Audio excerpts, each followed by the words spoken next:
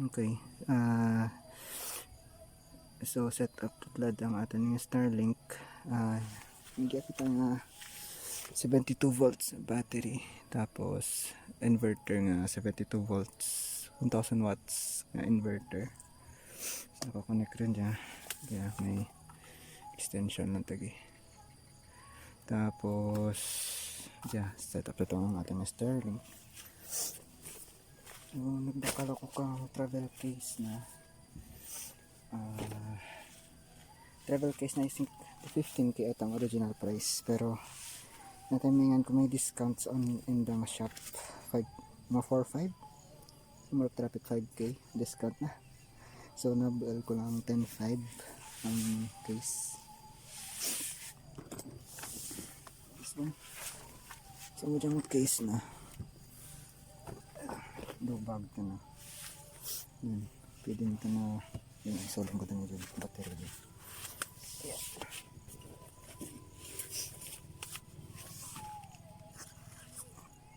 Okay, so natin na Starlink na case, may bag, may meron na higka rin na takad ko abig na sa top box. Anyways, so medyo Starlink case medyo taas. Yeah. Yan. Okay, so try to buksan.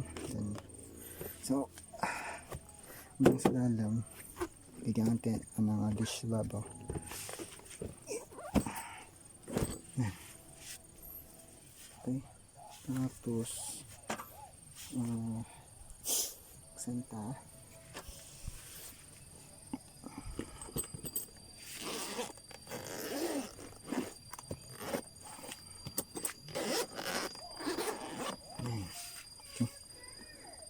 Tadaan!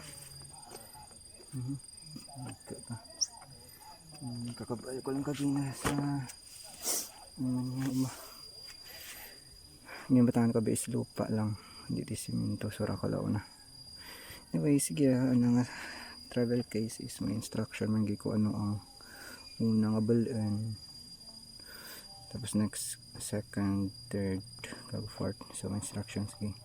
So una router, tapos ang ana nga power cable, to ang mana stand, kag ang ana nga satellite dish na cable, then number 3 ang do cover ata sa ana dish, ini kapat ang pinakalas is ang dish butang. So mo dyan so takad pag sarid ko kagina ang kakasang itlog.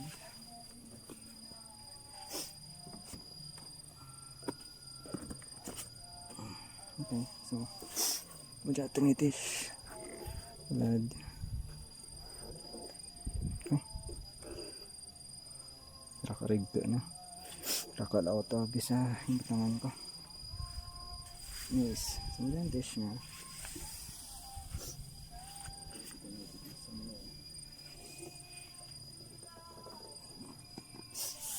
Okay, tapos mudya takap na. Tadaan! So dyan na nga stand na. Okay, tapos ano nga dish, satellite dish na cable na this one. Yeah, tapos ang ano nga power cable,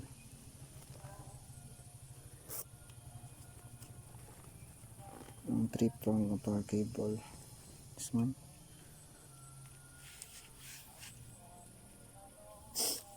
Then last is ang ano nga router.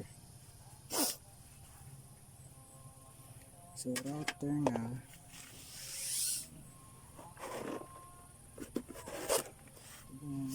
router na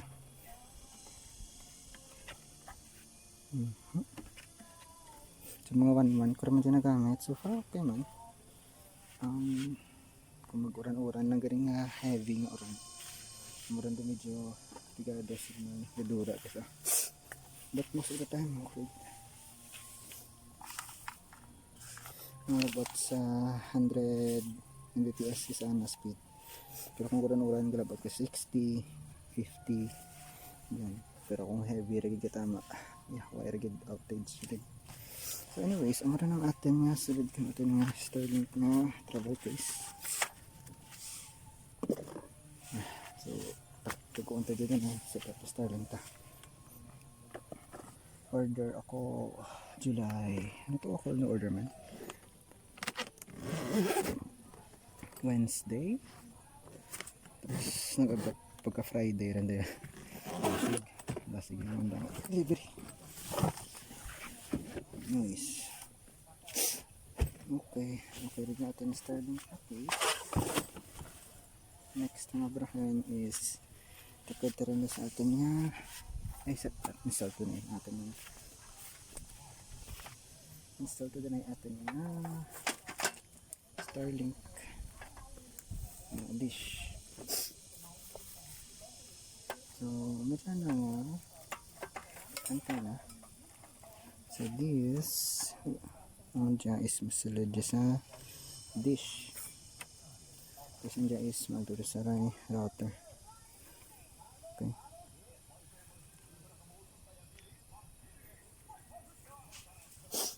Okay.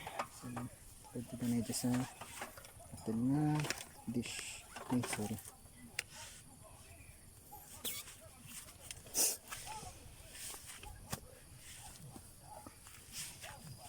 Iya. Ini resep yang dari tomo ko dyan. Isu kong kitaan. Diyan, nasulad ang jigil. Ni-slide lang pa sa lid.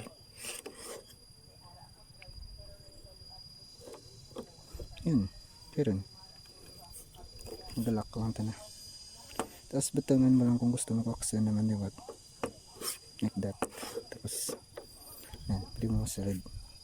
After mo ko na batang, takadra sa mga stand. So, mga stand is mo dyan.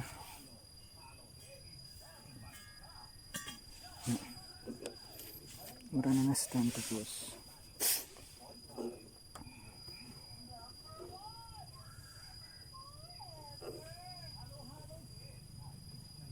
Takadra ang gya.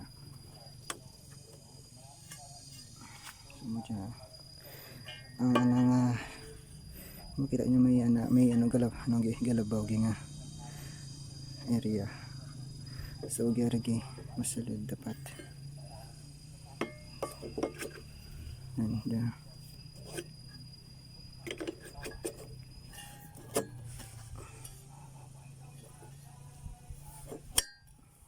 galak laran may lock gear so automatic laran lock. Okay rin. Then set up lang ang dish to somewhere na white abstraction. So ito din yung set up niya sa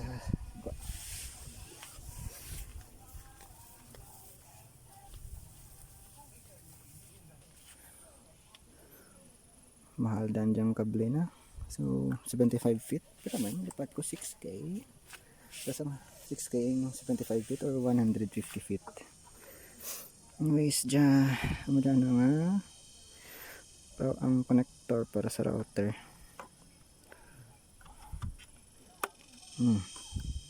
Tulad nyo lang. Tapos ang para sa power na dyan ang power 3-prong adapter. So silad nyo lang tulad nyo lang.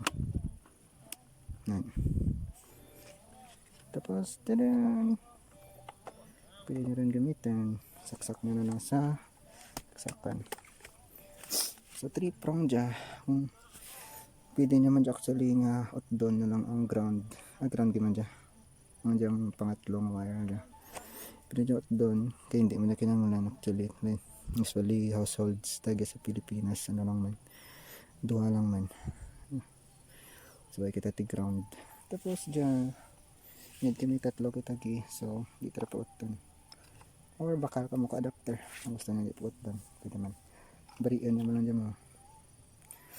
Tulad nyo mo lang dyan pa mabari la rin. Anyways, panda rin tatan ng router. Ang inverter. Yan. Kirin. So, magyagasagarang gay. Wow. Tapos plug lang mo dyan. Medyo gahagang kay modified sine wave at an inverter. So mahagang rin. Pero so far okay man. Yung ito problema. Pero mas okay gitad kung pure sine wave. Okay. Pero portable. Modified sine wave. Ganun dito. Hindi gamay na ito na modified sine wave. Ang pure sine wave medyo hangad. Naman ito kalap do. Masarak yan siguro pwede. Pure sine wave rin ito na. Anyways, din ganda din I think. Naman ano lang ganda kay gasigagi ang saga no, light LED indicator na gisda lang. So mining ganda daran. Daton to lang. Pangita ran natin nga. Tagide, tagi atin nga sa Starlink. Kung magpangita na kang signal. Oops.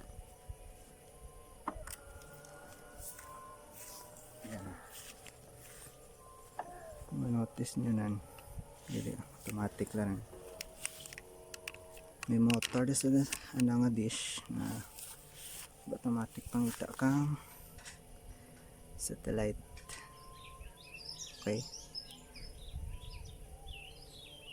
So medyo mabuhay-buhay pagbabag o na makakonect sa internet eh.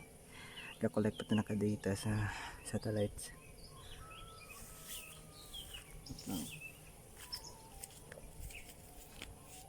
Yan natin speed test.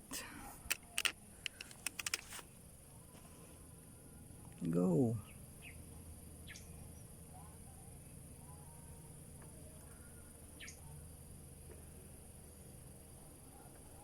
.88. Nag-adjust pa ito ni Starlink ha. So, nag-adjust na ng dish na. So, may nag-download test error.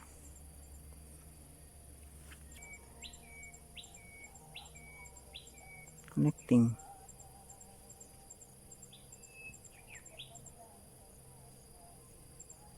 Ten, 11, 12, 14, 15.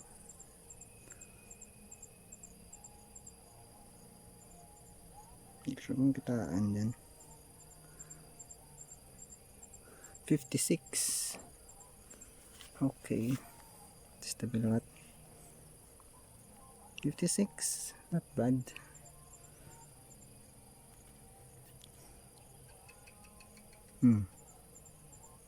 Nag 100 rin. 121. 135. Nice git. Yata sa bukid pero may internet kita. So nag-adjust natin orientation. So far so good ah. Tapos yeah.